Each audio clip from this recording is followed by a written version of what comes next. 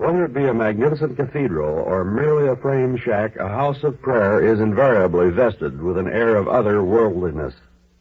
Perhaps it is because of this fact that one is never too surprised to learn of strange and incredible events which occur within the confines of the church. And as evidence that such events do occur, witness the curious case of the organist at Avonbury. It was a simple house of worship, this Avonbury church in Herefordshire, England.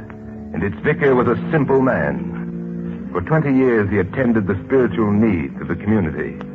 And it is greatly to be doubted whether anything really remarkable had ever happened to him. Not at least until a certain autumn night in the year 1919, when the vicar was making his way home after a condolence call on a bereaved widow.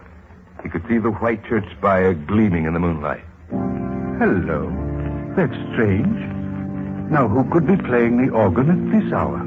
The church had been locked at 7 o'clock that evening, and now it was almost 12, and yet someone was inside playing the organ. It must be Emily Willingham. The vicar approached the church and climbed the wooden steps and tried the door.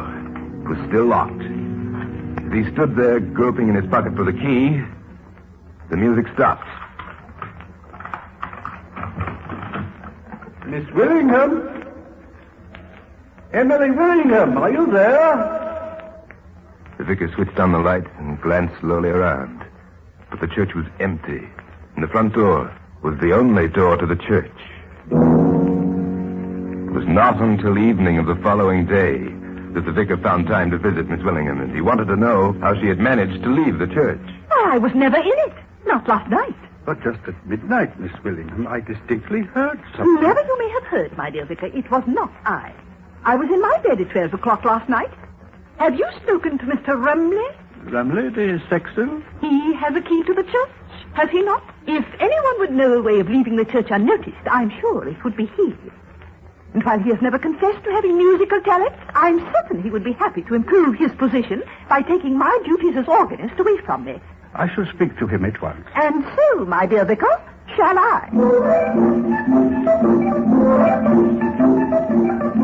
Dusk had fallen when the vicar and Emily Willingham reached the little cottage just behind the church.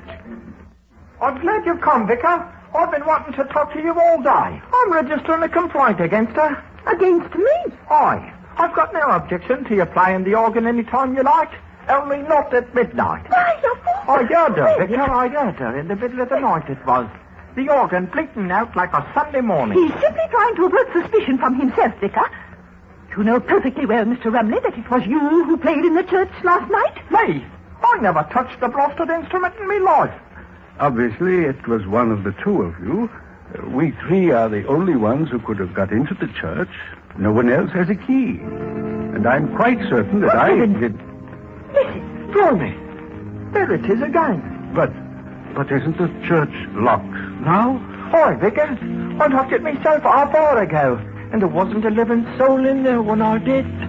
The three of them hastened to the church. But before they reached it, the music stopped, and they found no one. Who he was, and how he gained entrance into the church, and how he left without being observed. All of these remain a mystery. A mystery incredible but true.